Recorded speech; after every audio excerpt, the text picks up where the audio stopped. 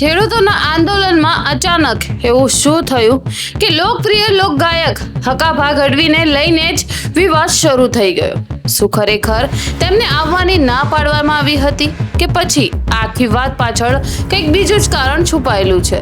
આવો જાણીએ. તો નમસ્કાર મિત્રો, આપ જોઈ રહ્યા છો રાહી ન્યૂઝ અને હું છું હિના સોલંકી.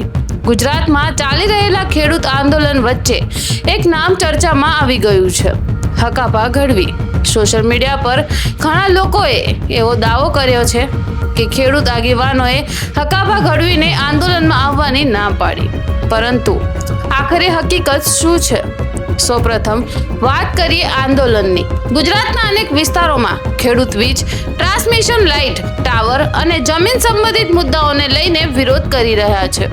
ખેડૂતોનું કહેવું છે કે તેમની જમીન પર ખેતીને નુકસાન થઈ રહ્યું છે અને યોગ્ય વળતર પણ મળતું નથી. આ દરમિયાન લોકગાયક હકાભા ગઢવીએ પણ ખેડૂતોના સમર્થનમાં અવાજ ઉઠાવ્યો હતો.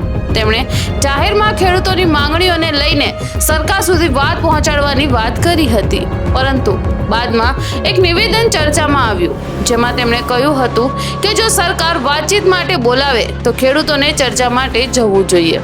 અહીંથી જ વિવાદ શરૂ થયો. ખેડૂત સંગઠનો અને સમર્થકના અનેક વર્ગને લાગ્યું કે આંદોલન પર કોઈ રાજકીય અસર ન આવવી જોઈએ. બીજી તરફ કેટલાક લોકોનું માનવું હતું કે સરકાર સાથે સંવાદ કરવો પણ જરૂરી છે. આ મતભેદના કારણે સોશિયલ મીડિયા પર અનેક પ્રકારની ચર્ચાઓ શરૂ થઈ ગઈ છે.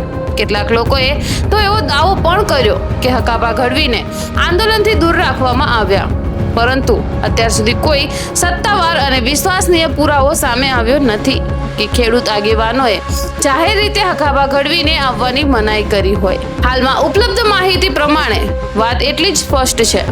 આંદોલનની દિશા, નિવૃત્ત અને રાજકીય હસ્તક્ષેપ જેવા મુદ્દાઓ લઈને અંદરખાને મતભેદ જોવા મળ્યા હતા. તો મિત્રો, આ સમગ્ર મામલામાં સોશિયલ મીડિયા પર ફરતા દરેક દાવા પર તરત વિશ્વાસ કરવાને બદલે સત્ય શું છે તે તપાસવું ખૂબ જ જરૂરી છે. આ મુદ્દે તમારું શું માનવું છે? સરકાર સાથે વાતચીત કરવી જોઈએ? આંદોલન વધુ મજબૂત બનાવવું જોઈએ? તમારો અભિપ્રાય કમેન્ટ બોક્સમાં જરૂરથી જણાવજો.